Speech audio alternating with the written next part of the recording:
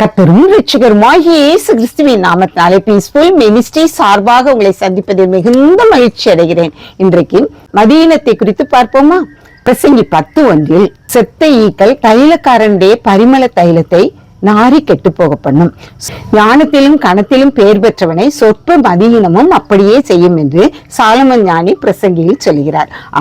சொற்ப மதியினம் நம்மிடத்துல நல்ல பேர் வாங்கி நல்ல காரியங்களை செய்துகிட்டே இருப்போம். ஆனா ஏதாவது ஒரு சின்ன தப்பு பண்ணிட்டோம்னு வச்சுக்கோங்க, அந்த நம்ம வாங்கின அத்தனை பேருமே என்ன செய்யும்? கெட்டு போயிரும்.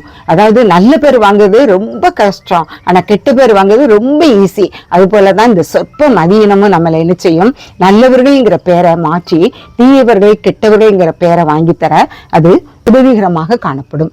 ஈக்கள் மிகவும் சிறியதுதான், ஆனா அது அவன் பணத்தை செலவழிச்சு, தன்னுடைய நேரத்தை செலவழிச்சு, தன்னுடைய பொருள்கள் எல்லாவற்றையும் செலவழிச்சு தைலக்காரன் பரிமள தைலத்தை அவன் அதை தயாரித்து திரும்ப பாட்டில ஊத்தி அவன் விற்பனைக்காக ஆயத்தப்படுத்துவான். அந்த தைலக்காரன் அந்த குப்பியை மூடி மட்டும் வைக்காம வச்சிருந்தானே ஆனால் ஈ என்ன செய்யும்? அதுக்குள்ள போய் என்ன செய்யும்? விழுந்துரும். அப்படி அது ஈ விழுந்து போனா அந்த தைலத்தை அவனால விலை கொடுத்து விற்க முடியாது.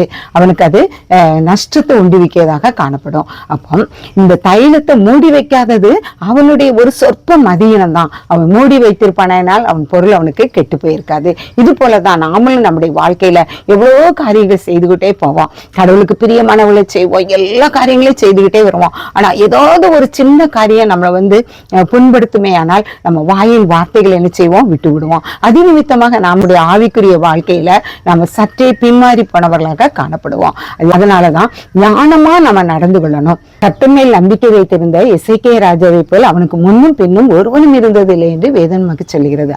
ஆனால் அப்படிப்பட்ட ராஜா கூட தன்னுடைய பொக்கிச சாலையை பாபிலோன் ராஜாவுக்கு காண்பித்தபடியினால் அவனுடைய பொக்கிச சாலை அவ்வளவு பாபிலோனுக்கு எடுத்து செல்லப்பட்டதாக நாம் வாசிக்கிறோம்.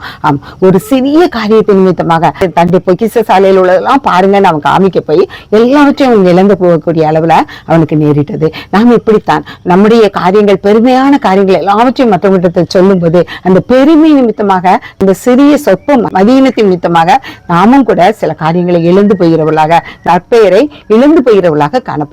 அப்படிப்பட்டவர்களாக நாம் காணப்படாதவனாம் ஞானமாய் நாம் நடக்க கற்றுக்கொள்ளும் பொழுது ஆண்டவருடைய சமூகத்துல நாம் இன்னும் நிலைத்து நிற்கிற பிள்ளைகளாக காணப்பட முடியும்.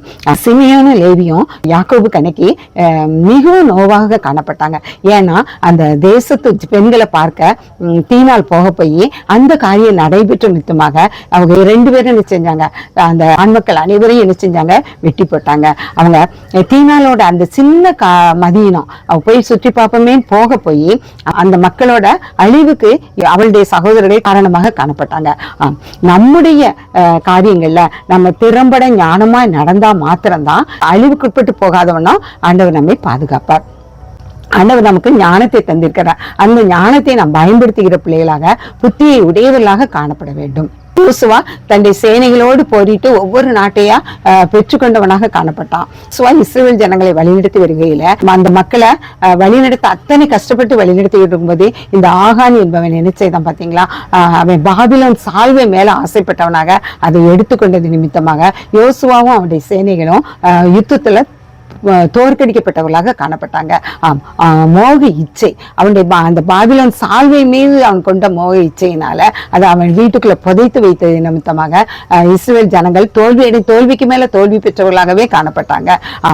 இச்சை பாவத்தை கற்பந்தரித்து தீங்கான விளைவுகளை பிறப்பிக்கும். இப்படிப்பட்ட பூமியில நம்ம வாழ்ற காரணத்தினால நம்முடைய ஆசை இச்சைகளை சிலுவையின் மேல் அறைந்தவர்களாக ஆண்டவரை மாத்திரம் நோக்கி பார்த்து, ஆண்டவரே நீர் என் பாவங்களுக்காக நீர் மரித்தீர் என்று உயிரோடு வந்து என்னை பாதுகாக்கிறேன் என்று சொல்லி அவருடைய சமூகத்தில் நாம் அறிக்கையிடுகிற பிள்ளைகளாக நாம் காணப்பட்ட மாத்திரம்தான் நம்முடைய ஆவிக்குரிய வாழ்க்கை பிரகாசமாக காணப்படும்.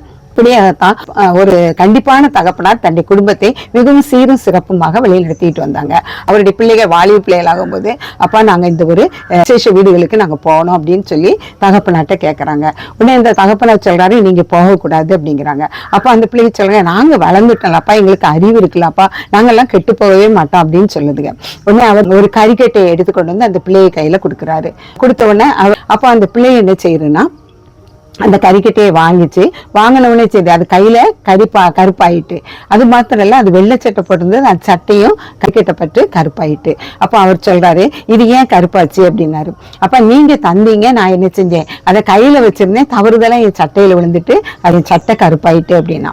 இது மாதிரிதாம்மா, நீ அந்த இடத்துக்கு போனேன்னு வச்சுக்கோ, அங்க தீயவர்களும் வருவாங்க, எல்லாரும் வருவாங்க. உன்னோட சேர்க்கை சரியில்லாம போய் உன்னோட சட்டை இப்ப எப்படி கருப்பா மாறிச்சோ, உன் கை எப்படி கருப்பா மாறிச்சோ, இது போல உன்னுடைய வாழ்க்கையில சில காரியங்கள் கரும்புள்ளி குத்தப்பட்டதாக நீ தீய நடக்கையில செல்லக்கூடியதாக காணப்படும் அப்படின்னு சொல்லி அவங்க அப்பா அவனுக்கு உணர்த்தினாங்க. இந்த காரியத்தை நம்ம நோக்கும் பொழுது நம்முடைய வாழ்க்கையிலும் நம்முடைய சேர்க்கை எப்படி இருக்கிறது, நீ எப்படிங்கிறத நண்பன் பெற சொன்னா நான் உன் நண்பனை வச்சே உன்னை சொல்லிடுவேன் அப்படின்னு சொல்லுவாங்க.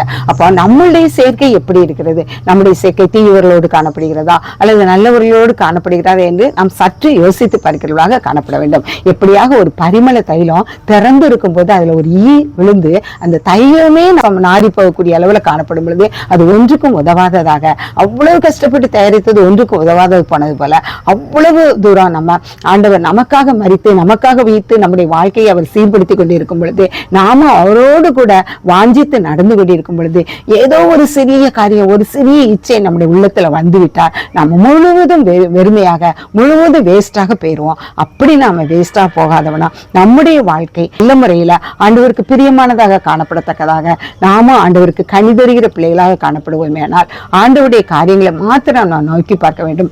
சொற்ப மதியினா நம்முடைய வாழ்க்கையில வண்ணம் நம்ம ஞானமாய் நடந்து கொள்ள வேண்டும்.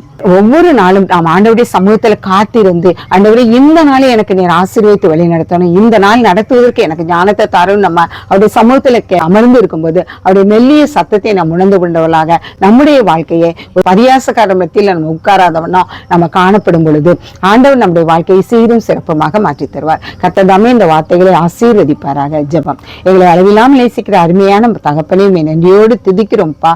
செத்த ஈக்கள் ஒரு தைலக்காரனுடைய தைலத்தை எவ்வளவு நாரிப்பக செய்கிறதோ அதுபோல அப்பா நாங்கள் பிசாசின் தந்திரங்களுக்குள்ள மாட்டிக்கொண்டு அப்பா எங்களுடைய வாழ்க்கையை நாங்கள் சீர்கெட்டு போகாதவன் அப்பா நீர் எங்களுக்கு உதவி செய்ய வேண்டும் என்று கெஞ்சிரோம்ப்பா. உண்மையாய் உத்தமமாய் உண்மை தேடத்தக்கதாக நீர் எங்கள் உள்ளத்தை பக்குவப்படுத்த ராஜா. அப்பா சொற்ப மதியினம் அப்பா வஞ்சிக்காதவண்ணா நாங்கள் ஞானமுள்ளவளாய் நடக்க எங்கள் ஒவ்வொருவருக்கும் ஞானமுள்ள இருதயத்தை தாரும். எங்களை உங்களுடைய சமூகத்துல தாழ்த்தி ஒப்பு கொடுக்கிறோம். நீர் பொறுப்படுத்திக் கொள்ளும், வழி நடத்தும். இயேசுவின் மூலம் ஜெபங்களும் நல்ல பிதாவே. ஆமேன்.